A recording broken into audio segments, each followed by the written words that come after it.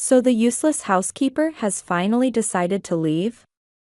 You were just here to take care of Liam until he got into college. It'll be nice to have more space once this parasite is gone. As I was about to leave the house, my patience finally exhausted, my in-laws hurled these cruel words at me. They had been spreading lies about our son's wife having an affair, and even the relatives had believed their words. Their outrageous accusations made me feel like I was about to explode with all the feelings I'd been suppressing. What had I done to deserve this? I had endured it because they were my husband's family, but I couldn't take this treatment anymore. As I hastily packed my belongings without saying a word in response, I could hear their voices behind me, urging me to leave quickly. I felt tears welling up, but I refused to cry in front of these people. Inside, dark thoughts of revenge were swirling. After rushing out of the house, I took my phone from my bag, called a certain place, and gave instructions without hesitation. What? Are you sure? You just had that house built. I thought this would be the best way to deal the most damage to those people. This would surely make those in-laws panic. My name is Amanda. I lost my father to an accident when I was young and was raised by my mother alone. My mother managed to send me to high school, but we couldn't afford college, so I gave up on higher education and started working as a clerk at a law firm run by a relative. There was a lot to learn, but the workplace had good relationships and was very comfortable to work in. I'm grateful to my relatives who hired me despite only having a high school diploma. When I was 30, I met Edward through a friend's introduction and got married. Edward was a widower. His son Liam was a high school senior preparing for college entrance exams, and perhaps because of the stress, he was always on edge and barely spoke to me. Edward also had elderly parents, and at Edward's request, we decided to live together in a two-family house. As someone who had only lived with my mother, I was happy to have more family members, but life afterward didn't go smoothly at all. After starting to live with my in-laws, I became responsible for all the housework. I hoped that my in-laws, who were at home, would help a little, but they insisted that housework was the wife's job and wouldn't budge. With no choice, I kept up with cooking, laundry, and cleaning every day despite my busy work schedule. You should quit your job and be a housewife. That's what makes a woman happy. That's right, as a wife, it's natural to devote yourself to your husband and his parents. It's presumptuous to work outside the home. My in-laws, apparently unhappy with me continuing to work, complained every day. Once when I asked Edward to pick up something we'd forgotten on his way home from work, my in-laws scolded me, saying, "How dare you burden our son with errands?" To them, their son came first, and they seemed to think of his wife as their housekeeper. That's probably why they were unhappy about me working and not being at home. But even if they called me presumptuous, work was my purpose in life. When I said I couldn't quit, my in-laws laughed mockingly. A mere high school graduate clerk acting so high and mighty. Edward is an elite high-income earner, shouldn't you be a housewife supporting your husband? Or is there some reason you want to work outside? Suspicious indeed.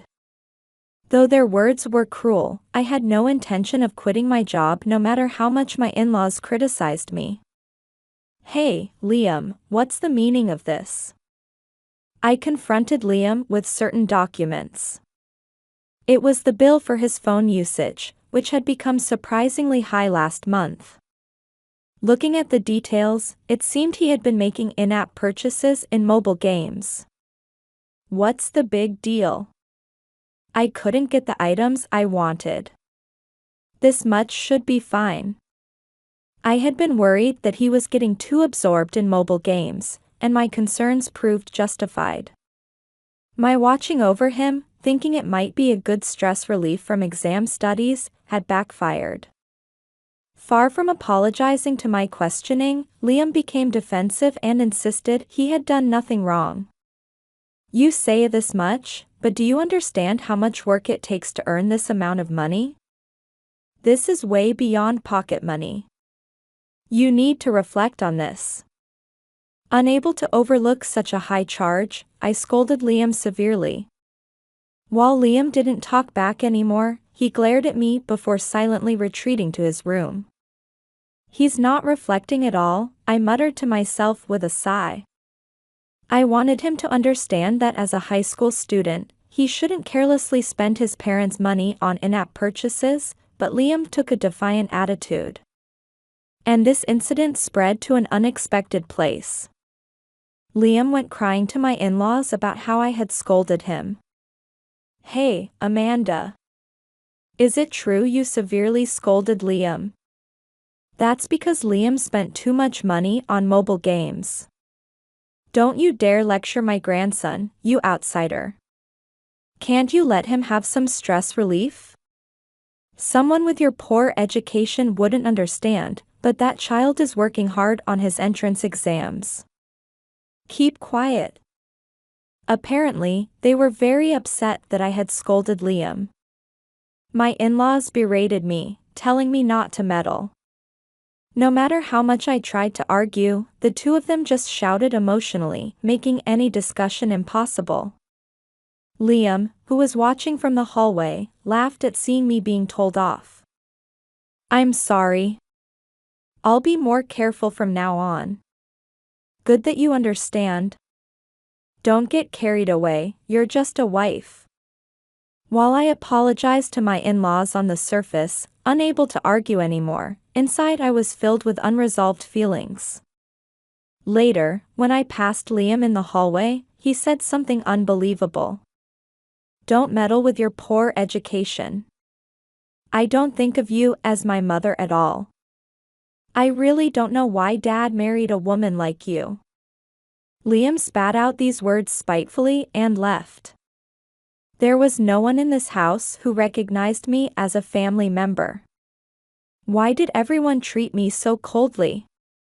It was probably because I was raised by a single parent and only had a high school education. No matter how hard I worked at my job and housework, to them it was just expected, and they didn't think they needed to show any gratitude. No matter how tired I looked, they wouldn't stop treating me like a housekeeper. They probably just thought of me as a convenient tool. When I consulted with my husband Edward, he dismissed it saying everyone meant no harm. But I was neither a tool nor a housekeeper. I had hoped they would understand someday, but that hope was cruelly shattered. As this unsettling life continued, an incident occurred. One day, we received word that Edward had been in an accident at work and would need to be hospitalized for a week. Thank goodness. I was worried, but he'll get workers' compensation, right? He's an elite employee, so he'll be fine. We can rest easy even with him in the hospital. While worried about their son's accident, my stingy in-laws were clearly anxious about the income being cut off. But they seemed to relax after thinking about the workers' compensation. Then they started severely restricting my use of electricity and gas, saying no wasteful spending.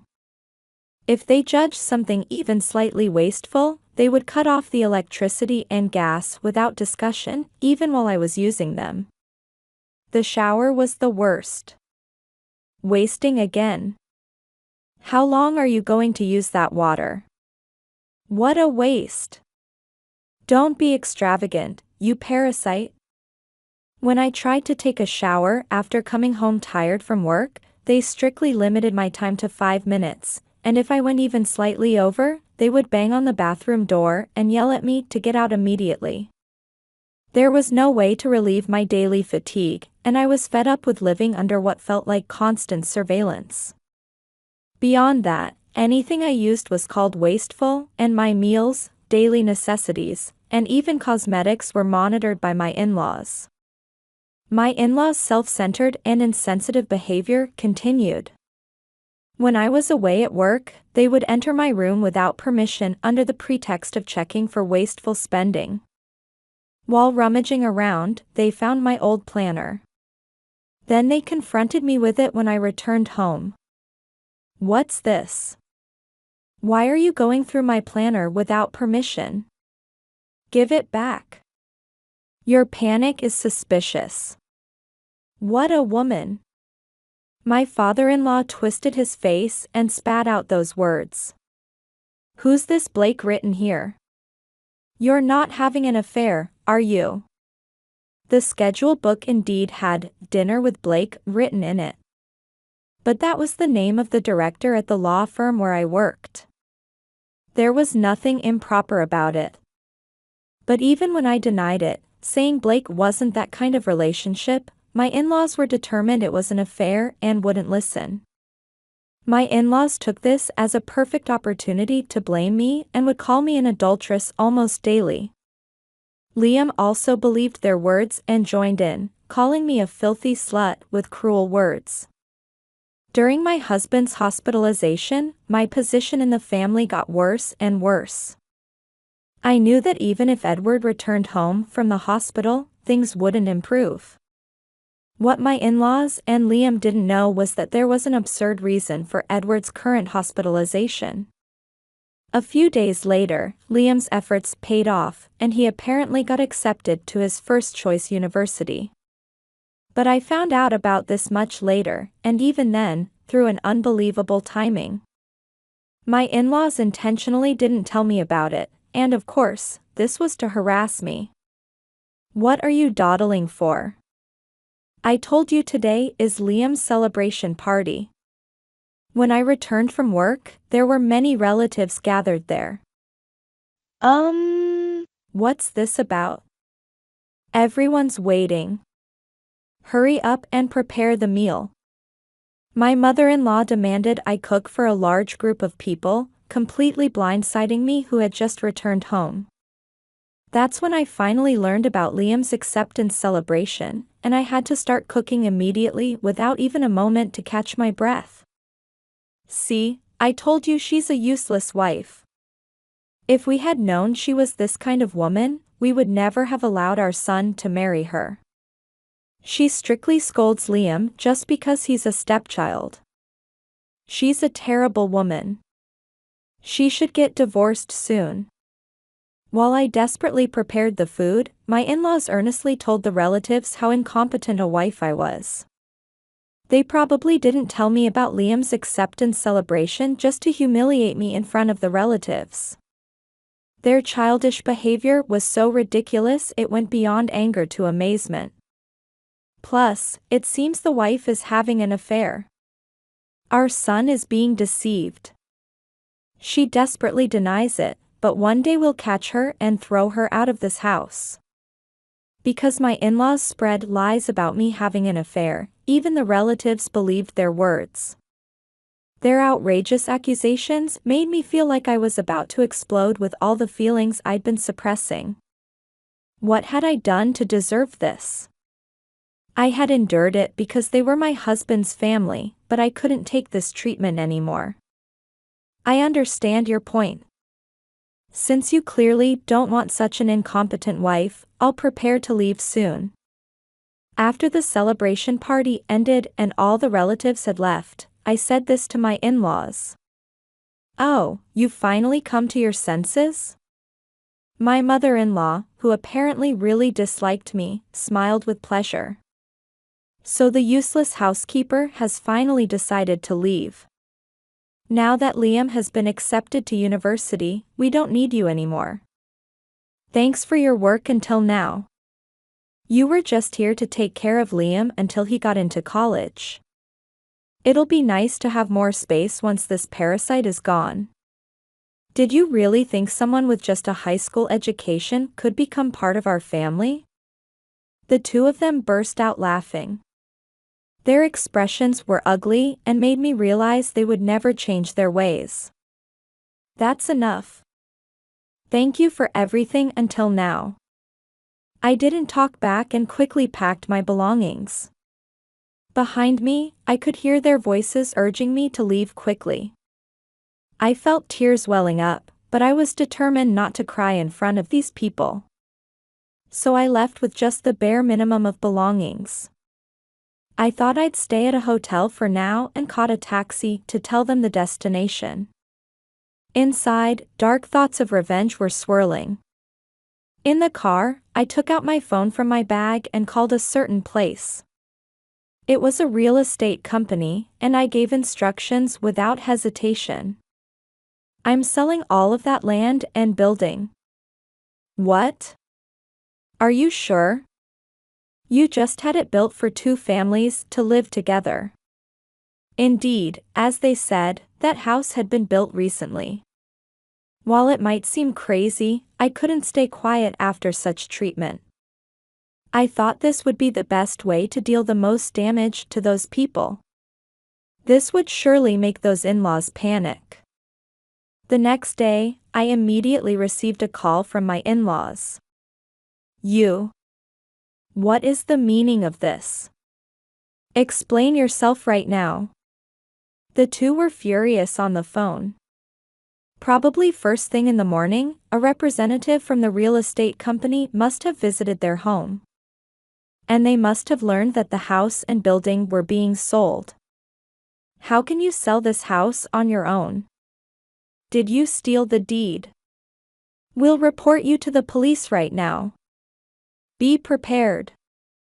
My in-laws cursed me as a thief. But they didn't know that I was the registered owner of that land and building. I didn't steal anything, the land and building are registered in my name. I paid all the construction costs too, you know? When I revealed this fact, my in-laws laughed. Don't lie to get out of this. Someone with just a high school education like you couldn't possibly have that kind of money. You liar. If you don't believe me, why don't you ask the real estate agent there? Yes, this is indeed registered under Amanda Sama's name. When told this decisively, my in-laws became half crazed, unable to process it. Lies. You must be in on this too. You won't get away with trying to commit fraud. Our son is an elite employee, right? He must have built this house in his name, so how? Actually, while Edward appeared to leave for work every morning in a suit as an elite company employee, he had been fired a year ago for causing trouble at work.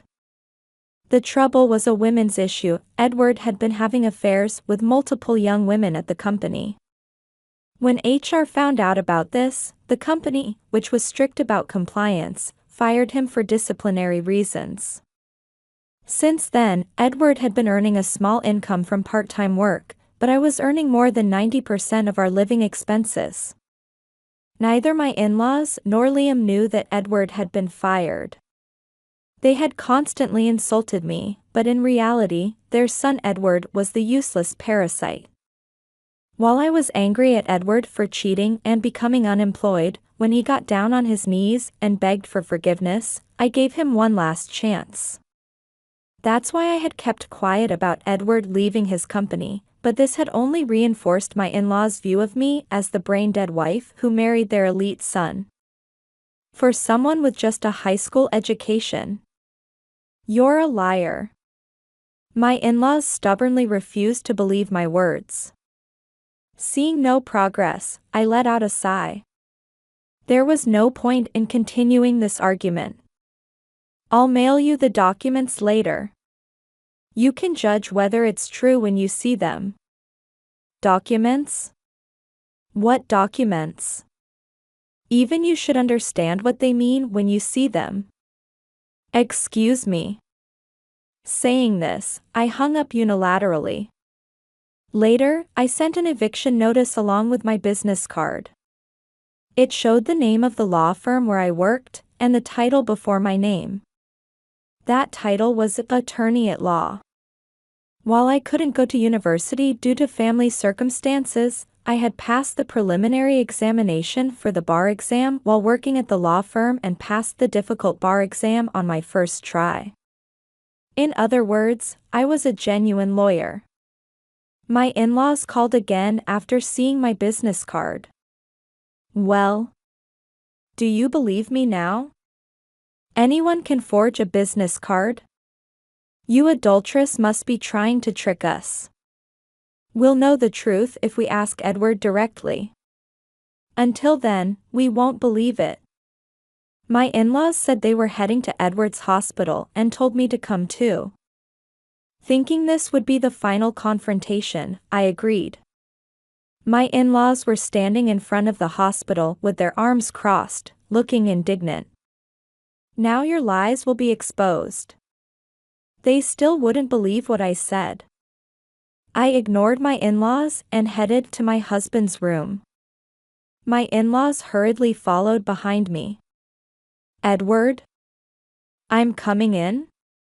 I knocked on the hospital room door and entered. There, an amazing sight unfolded. Edward was embracing a young woman and kissing her. My in-laws who entered the room after me witnessed this scene perfectly. Oh. Why is everyone here? Surprised by the sudden family visit, Edward pushed the woman away. The woman, angry at being suddenly pushed away, left the hospital room with a sullen face. You suspected me of having an affair, didn't you? What about your own son? When I said this, my in-laws turned pale. Actually, I had noticed Edward's infidelity early on and had hired a private investigator to look into his behavior. I took out the investigator's report from my bag and presented it to my in-laws. Edward's injury that would take a week to heal, he had explained it as an accident at work, but in reality, he had broken his leg by stepping into a drain while trying to avoid dog droppings during a date with his mistress. Now do you feel more inclined to believe my words? Your precious son is not only unemployed but also cheats on his wife and breaks his leg in such a foolish way. You must have cheated first. With that man Blake mentioned in your planner. My father-in-law, setting aside Edward's situation, stubbornly brought up my suspected affair. We could report Blake to the Bar Association. For a lawyer to get involved with a married woman, he should face appropriate disciplinary action. My in-laws wore triumphant expressions. In their minds, my affair was apparently a settled fact. You really are foolish people. Blake is my affair partner? This is so ridiculous it makes me want to cry. You can't get out of this. You don't have any proof that they're not your affair partner. Oh, but I do have proof, look here. I operated my smartphone and showed my in-laws a certain web page. It was from my law firm's website, and the director's introduction page showed Blake's own photo. This can't be. This time they had no choice but to fall silent. Because there was a dignified, smiling woman in her 50s looking at the camera. My in-laws had assumed Blake was a man because of the name. But Blake was a woman. Blake was my paternal aunt and also my benefactor who had arranged for me to work at the law firm. So, who was having an affair with whom? That was just a misunderstanding. We had no idea it was a woman. It's the misleading name that's at fault. When I confronted them with a stern tone while glaring at them, they became flustered. Now you'll face the consequences for all the ways you've mocked me. Saying this, I revealed that I had evidence of all the harassment they had done to me. I had recorded them entering my room without permission and taking my belongings on security cameras, and had also recorded their daily harassment. I have all the evidence perfectly lined up. I'm considering legal action. If you claim you didn't do these things, we can discuss it in court. Wait a minute. There seems to be some misunderstanding between us, let's talk more. We never meant to harass you. It was just a slight misalignment of feelings. That's right, Why would we do terrible things to our son's wife? It's a misunderstanding, just a misunderstanding. My misunderstanding? Their excuses brought my anger, which I had been trying to keep under control, to its peak. From when I married until now, you've put me through terrible things. How dare you say it's a misunderstanding after calling me an uneducated parasite?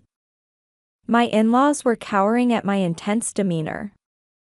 They finally seemed to understand who was in charge. And you. You knew your parents were mistreating your wife and pretended not to notice. On top of that, you had affairs with various women. What a worthless man. Edward flinched when my anger suddenly turned toward him. I know I was wrong. I'll turn over a new leaf and try hard from now on. Please. Edward bowed his head pitifully to me, but this didn't move my emotions at all. If anything, I felt anger and disgust rising at Edward for still making excuses even in this situation. I'm tired of hearing those lines. You said the same thing when you were fired for disciplinary reasons, didn't you? And what happened? Until just now you had a woman in your hospital room, nothing has changed. Edward couldn't argue back and hung his head. Maybe if he had been more responsible, we could have had a different future, but there's no point saying that now. I'm divorcing you. From now on, work honestly to make a living. And keep your womanizing in check or you'll really ruin yourself. Though that's no longer my concern. Amanda, we were family, weren't we? Won't you reconsider without saying such scary things? That's right, we thought of you as our real daughter. Let's clear up our misunderstandings and get along from now on. My in-laws' self-serving words made me laugh involuntarily. Had they forgotten how they had constantly looked down on and mocked people? Seeing their position becoming disadvantageous, they threw away their pride and started sucking up to me. I thought they were disgraceful people to the end. Oh, don't force yourselves. I'm just an outsider to you after all. From now on, help each other with just your real family. Though you'll struggle quite a bit now that you've lost the house. After saying this, I left the hospital room. Afterward, my in-laws refused to leave the house that had been put up for sale until the end, but the real estate company, losing patience, called the police and had them forcibly evicted. Although Liam had been accepted to university, my in-laws and Edward couldn't afford the tuition. Liam came to my workplace, apologized for his past rudeness, and begged me to pay for his tuition, but I refused, saying I was now just a stranger. After that, his university enrollment apparently couldn't happen, and he decided to get a job after high school. He probably never imagined that he would end up in the same position as me, whom he had looked down on for having only a high school education. But it's a good opportunity to correct his personality of looking down on others. Unlike my in-laws and Edward, he still has room for reform. If possible, I hope he learns about society's harshness and becomes someone who can understand others' pain.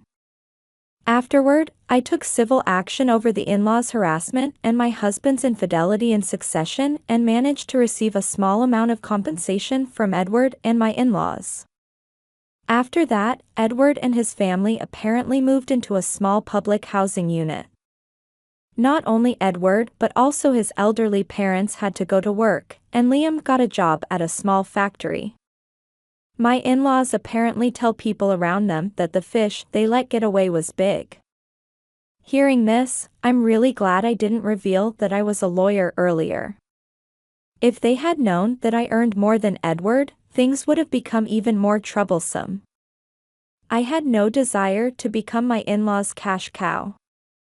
After my divorce from Edward was finalized, I moved to a new apartment using the money from selling the house and land. The new home is plenty spacious for living alone, and it's become my favorite space, furnished with interior decorating to my taste. While living with Edward's family, I felt suffocated by the oppressive atmosphere, but now that everything is over, I'm experiencing a sense of liberation. Though I was constantly mocked and looked down upon by them, now I can work with confidence. From now on, as a lawyer, I hope I can help weak people who are oppressed like I once was. The days of being oppressed by my in-laws and betrayed by my husband were painful, but it's because I dared to fight back that I have my happy daily life now.